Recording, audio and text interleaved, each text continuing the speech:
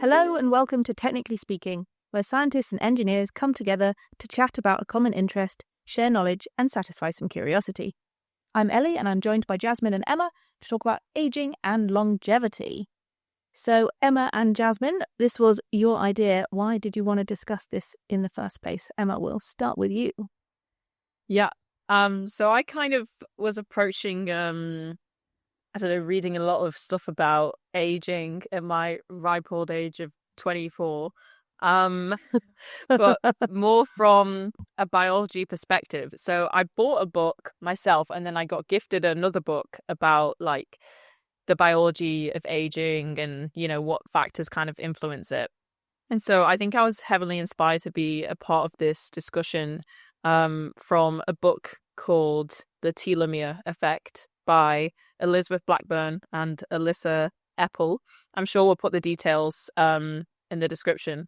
And it really is an incredible book. It's like actually Elizabeth Blackburn, when I was Googling about her, she won the 2009 Nobel Prize in Physiology and Medicine for her research.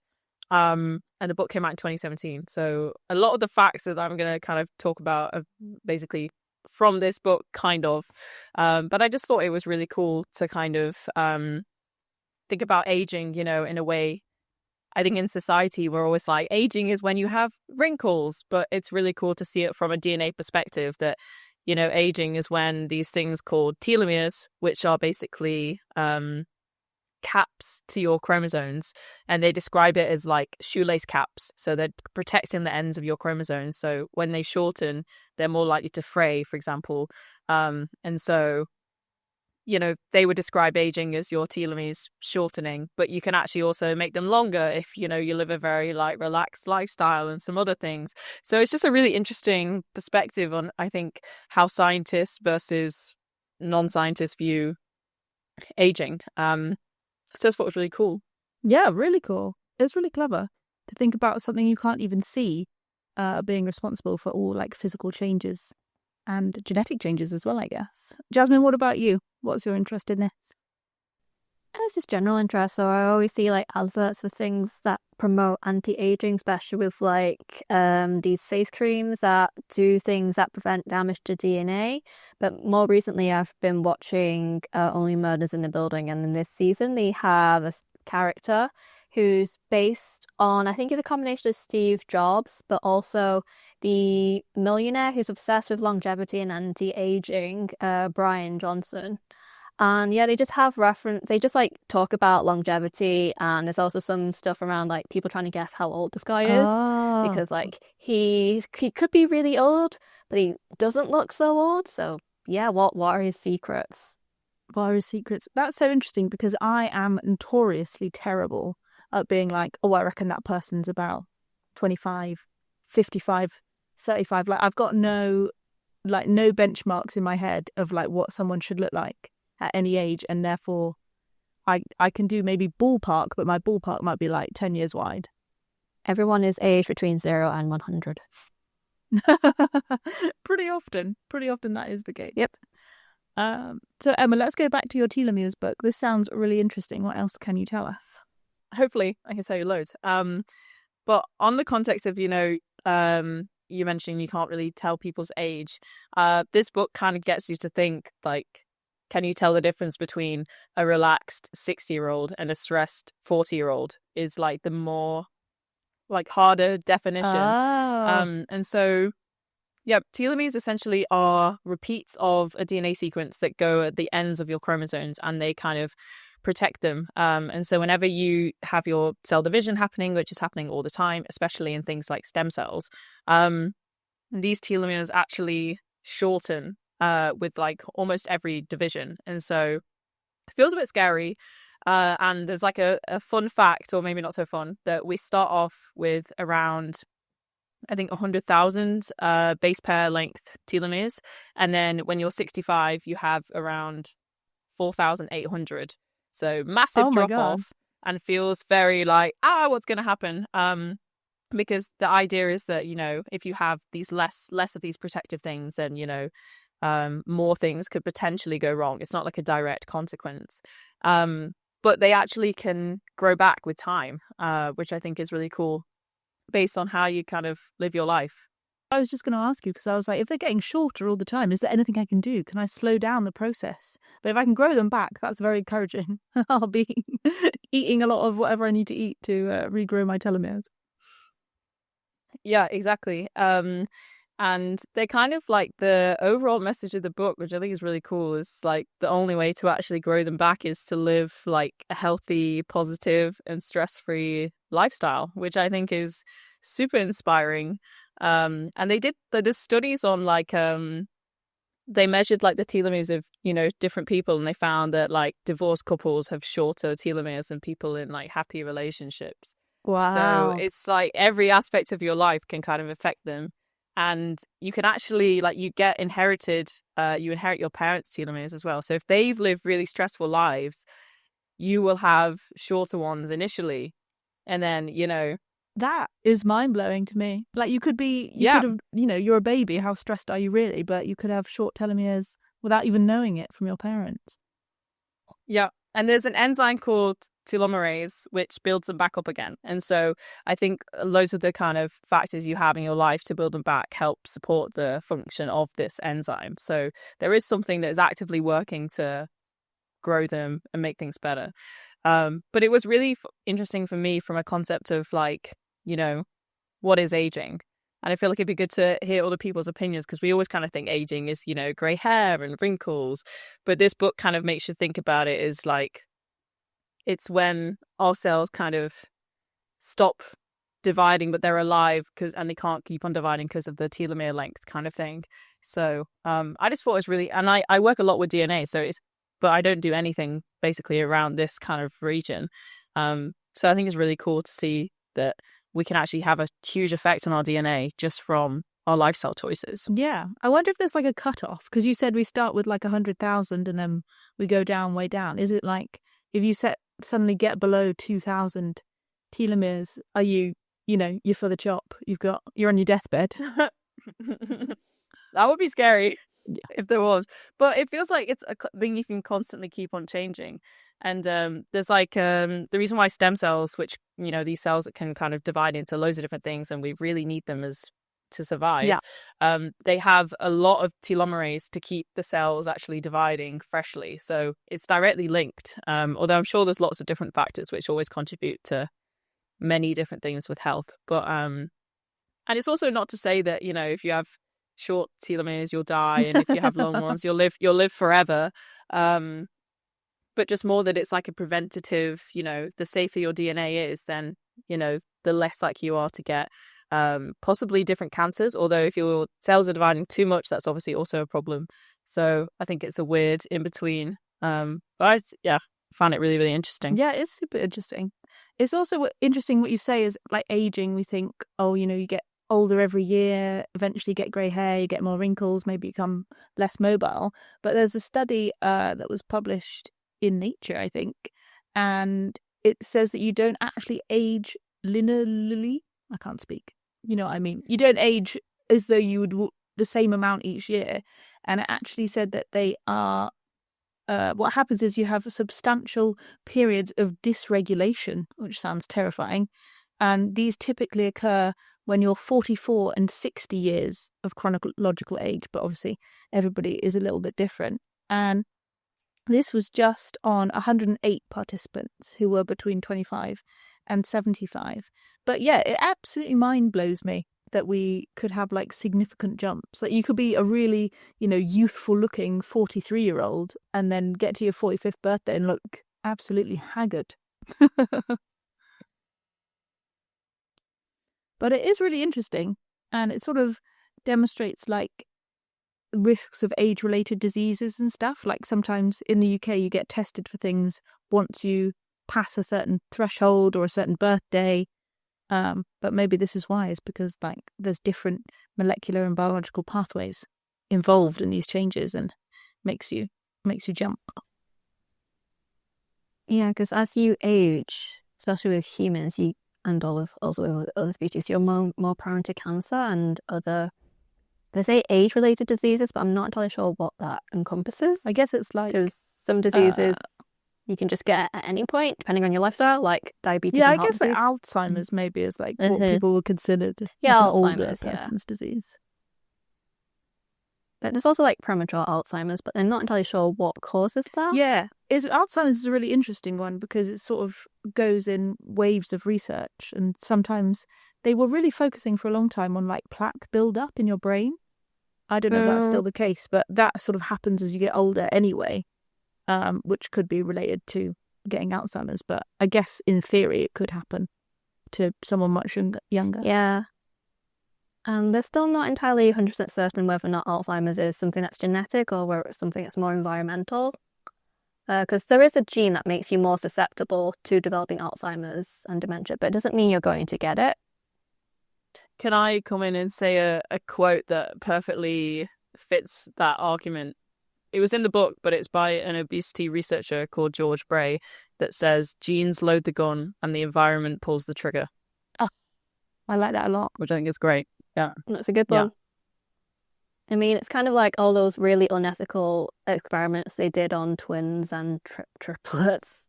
Like that triplet who they were like separated at birth because there was like a scientist who was like, I want to see what the impacts are of nurture versus nature. That was just like, that was really twisted. It is really twisted, but it's also fascinating. Like, I'm not advocating that we do this, but like to have genetically identical individuals and then see what they're exposed to and how it makes them different is really interesting. But quite a lot of medical studies, they do use twins because it is like a really great way of testing like what is genetics and what is nurture, your lifestyle. And also because often, well, most twins are raised in the same environment, right? So it should be very similar, and often they're still obviously very individual, different people. So yeah, that's very cool. Yeah, but it's always interesting when you've got one twin who's really fit and healthy, and they're raised the same as their other twin, but that twin's like obese. Well, I guess so, but you'd think then it would be like genetic basis, but they have the same genes. Yeah, that happened with the Van Tulleken twins because I can't remember which one's which, but one was obese or quite overweight as a child, and the other one wasn't. And I think the one that was overweight was told, "You're a disgrace to your genes." Oh, that's horrible. At least that's what he quoted in a documentary or one of those TV shows that he did. Oh my goodness. Wow. Me. That's insane. I was going to say, I think it is interesting with these like twin studies, people are always kind of comparing different genetics. I think it is really interesting to look to nature and see kind of different animals and how they actually, or how they age and how they do things differently, because, you know, mammals are all kind of very similar genetically. We kind of all, especially us with like apes, who come very similar parts from different phylogenetic trees. But there is cases of animals that don't age. And I actually found the animal I was looking for in the planning session.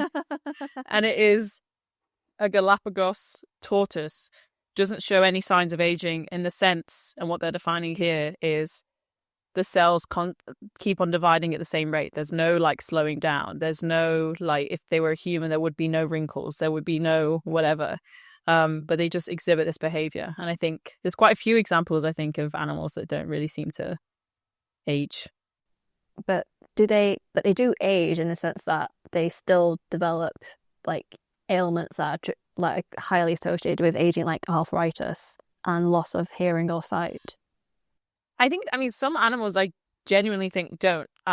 So one of the studies that I think also inspired this conversation was the BBC recently did like an article about it, but it was an article about naked mole rats, which essentially don't develop any of these age-related diseases that we talked about, like Alzheimer's or different kind of heart diseases. And so they were looking into the genetics of actually how is that happening, and is there a way that us humans can kind of, I don't know, not like alter our DNA because that's kind of impossible, but can we take what they're doing and figure out if it can apply to us in a way? So I think it's something we're still learning a lot about, though. Like, no one ever knows all the animals in the world and how they actually behave and live their lives. Yeah, the naked mole rats are a freaky little corner of ecology because they live underground. They live in these like family groups, And they have a super long lifespan anyway. It's like over 30 years, which is super unusual for a rodent.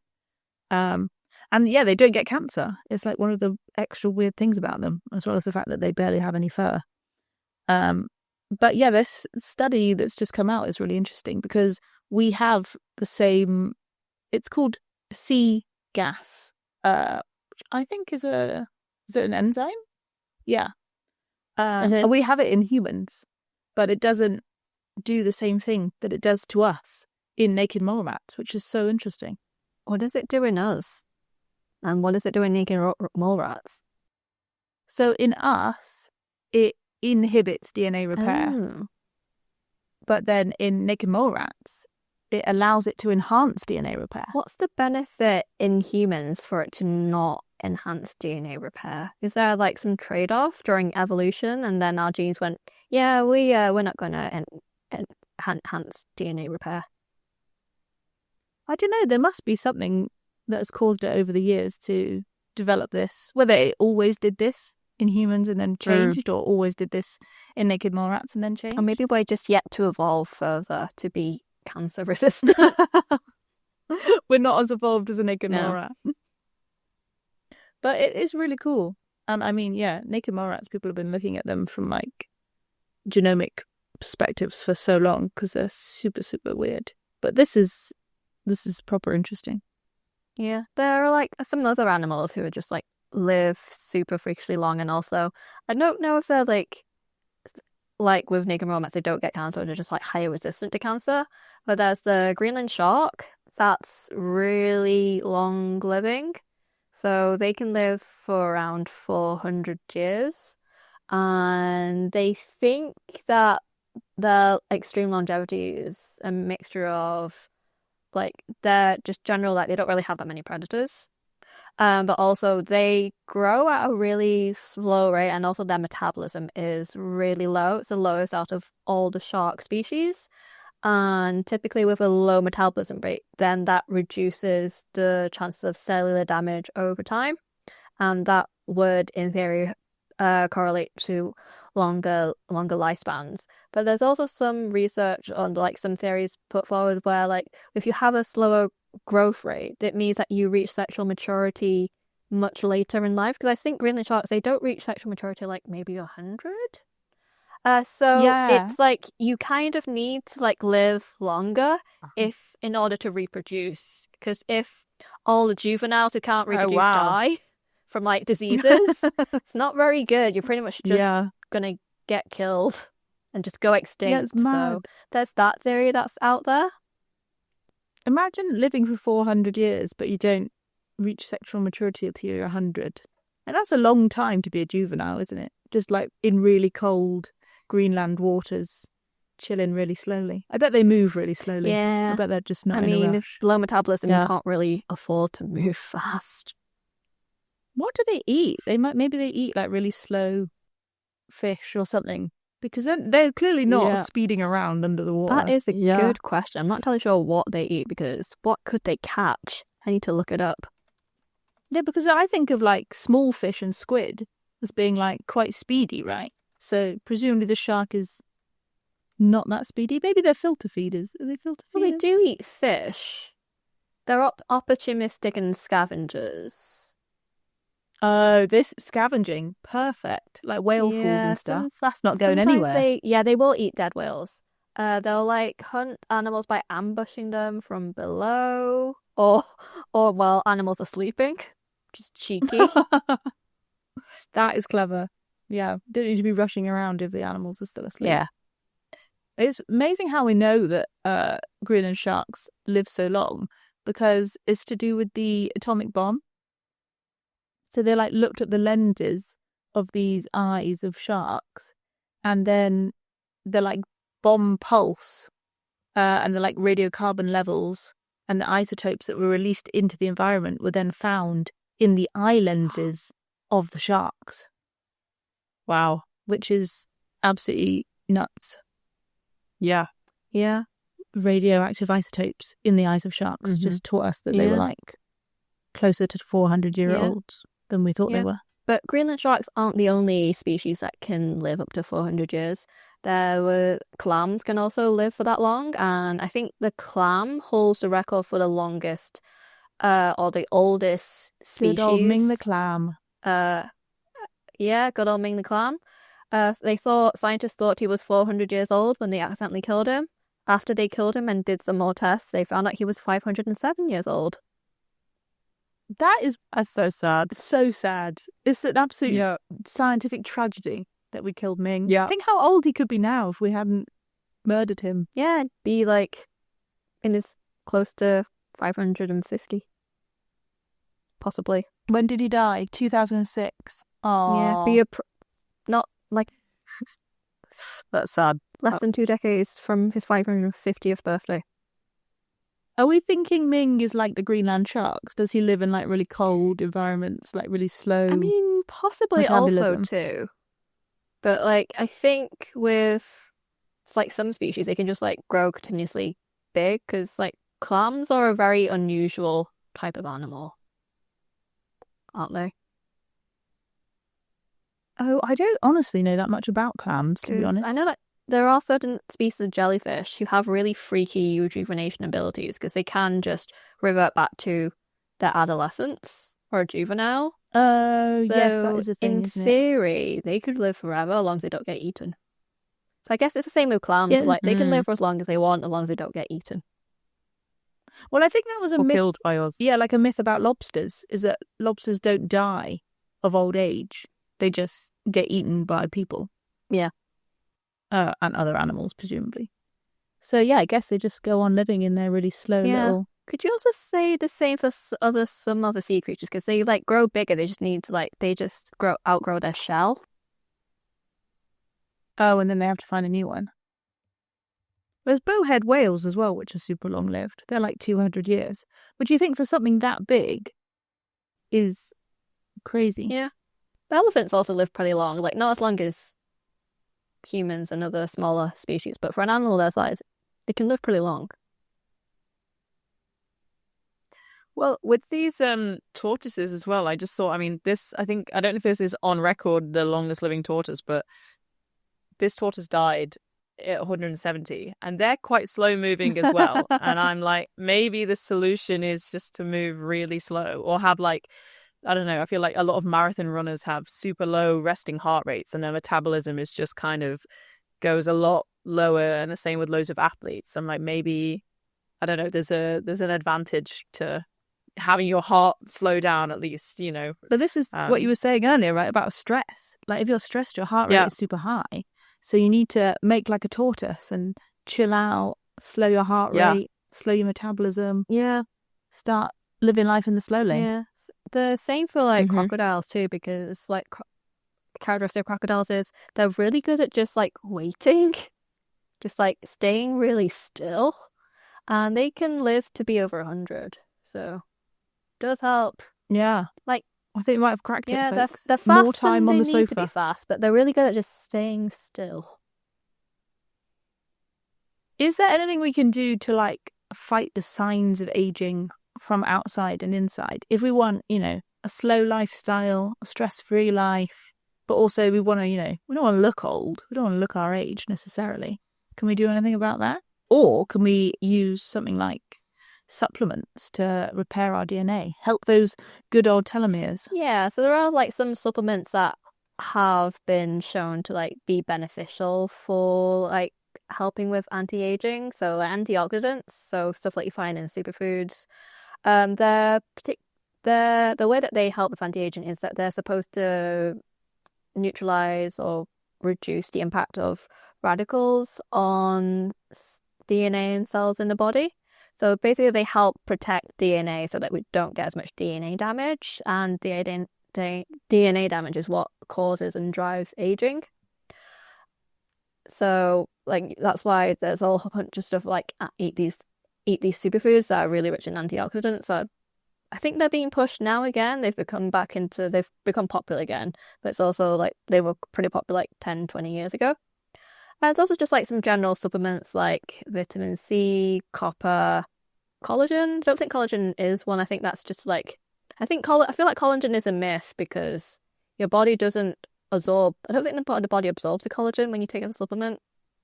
Or maybe it does. We did a whole episode on collagen, and it pains me that I can't remember, and I can hear Laura being like, "You should know this," in the back of my head. There's many different kinds of collagen as well. Someone that's listened to the episode, you'll be like, "Oh yeah, I remember all of that." But yeah, I think you're right. I think there are some supplements that are, in general, good for you to take anyway, that then can help you. But the antioxidants thing is cool. I remember being told blueberries was the way forwards. Rich in antioxidants. And what's the other one? You get like smoothie bowls with Acai. it in acai. Acai, that one. Yeah. Very high in antioxidants. I mean, I think there's also quite a lot of arguments as well for like magnesium and like sleep enhancing supplements, because it's like the recovery, and everyone's like, also go back to Brian Johnson, but like the thing he always talks about is he's like, I always make sure I get this amount of sleep, and then it always makes me feel really bad about my sleep. And my sleep score, I have like a Garmin which tells me my sleep score, and it's awful. It's actually horrendous seeing your sleep score, because sometimes you feel great and then it's like, no, sleep score of 30, not enough REM. You're like, no! My husband is also obsessed with his sleep score. Yeah. But I don't think he's had it quite as low as 30. That does sound a little bit worrying. What are you doing in your sleep? I don't trust the sleep scores, because when I feel like I've had a good night's sleep, my sleep score's really low. But when it tells me I've had a great night's sleep, I'm like, I feel terrible. How does it know? What is it using? Is it your pulse? What's it looking at?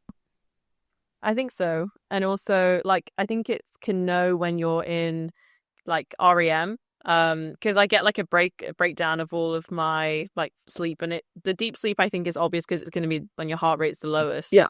And so it kind of like does a little bit of, solving the problems in between. But I've had like 18 before. Like, I feel like that's just life of a PhD student. I don't know. But do you feel when you get an 18 that you've you've tossed and turned, you've laid awake for ages, you're not sleeping? Or do you feel like it's not been that bad and the Garmin is mocking you? That low is usually like there's just not enough sleep. Right. Is my main comment I get.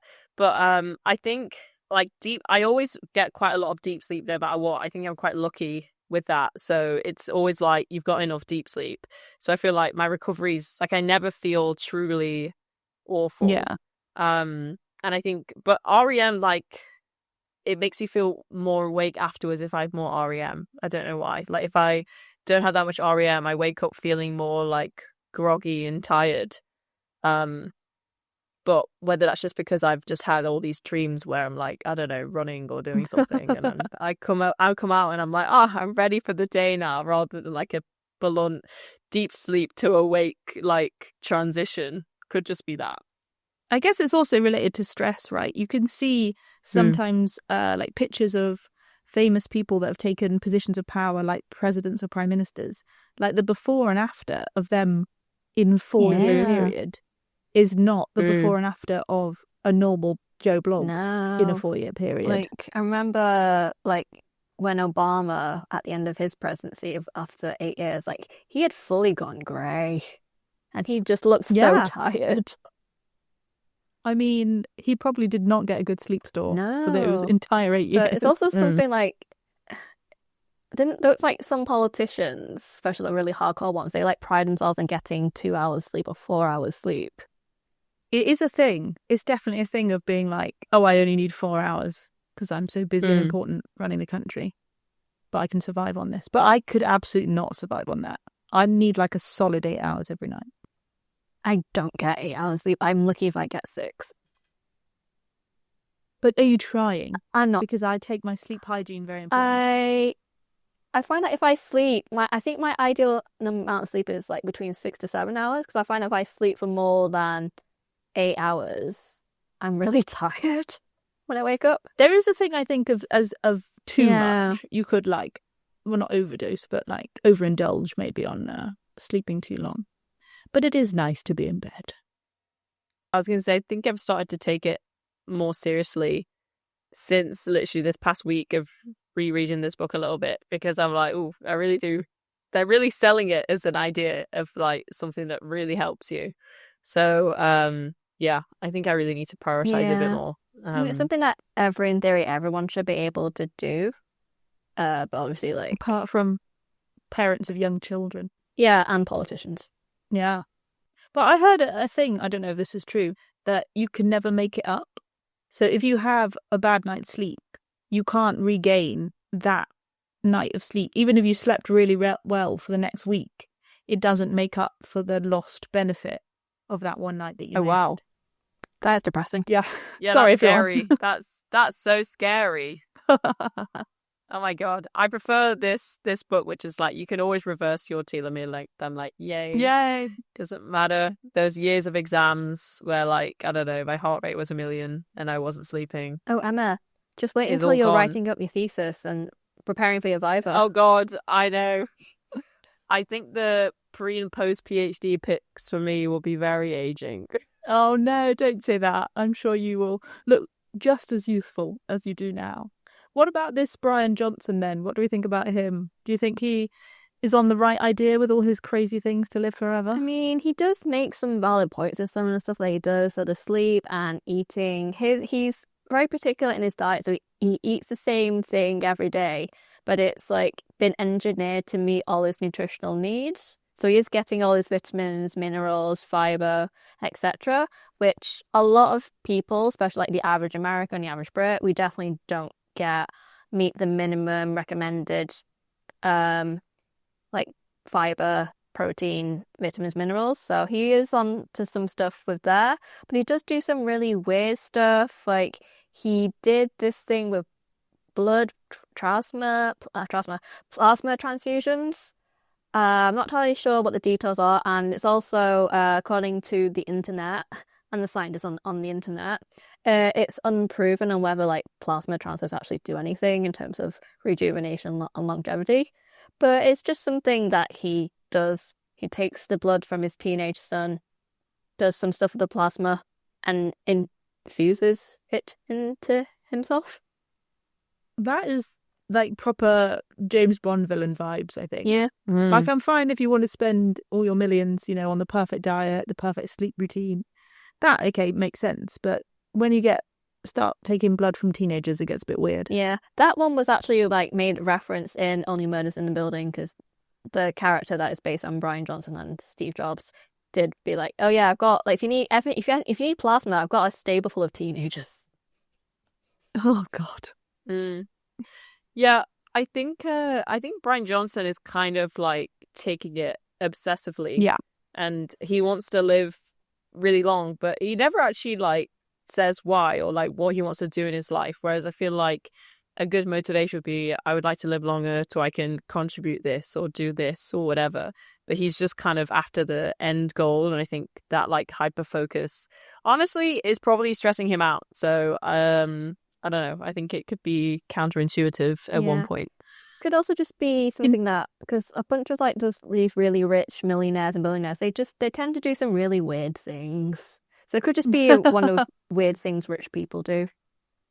Yeah, maybe. You know what this is reminding me of, and this is a bit rogue, but at the end of Twilight, the final film, there's those three vampires that are in charge of all the other vampires, and they've been like alive for however many million years.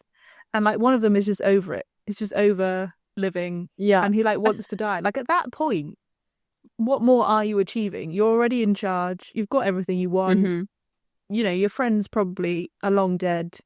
I guess he has people that he knows still. But would you want to live forever? I don't know if that's really the goal. Yeah. I mean, there are all those movies about people or species who just don't age and live forever. But usually in these movies, the characters then do end up wanting to age because it's just really sad and depressing. Not aging because all your friends die. Yeah. Mm-hmm. It's horrible. It's like, is it Benjamin Button? Does he age backwards? Yeah, he ages in that one? backwards. Yeah. Which is, again, very strange because I also wouldn't want to end up a child again because that would just be inconvenient. Yeah, but also why start your life as an old man? Yeah. I mean, I guess presumably being older is harder, right? So then you have more freedom for longer because you're only a child for 18 years, but you guess you could be, a healthy adult for what, 60? Yeah. That's quite a long lifespan. 50 maybe. Yeah. But yeah. Anyway, I think that probably is where we should leave it before we all end up like Brian Johnson. But we might need to win the lottery before that happens. Yeah, we need Mega Millions for that. Mega Millions, yeah, absolutely. We've covered all sorts, from what actually is aging to telomeres to the fact that we don't age in a linear way, to naked mole rats and clams and everything in between. We've also considered whether we could fight the signs of aging with some antioxidants or just a lot of sleep. So if you've enjoyed this episode, let us know, and we'll see you very soon for the next one. Bye. The views expressed in this podcast belong entirely to the person that said them. They do not represent any industry or organisation. If you enjoyed listening to these views, it would really help us out if you could rate us, leave a review and tell a friend. This podcast was sponsored by no one, but if you're interested in funding us to continue to have frank discussions about science and engineering, please get in touch.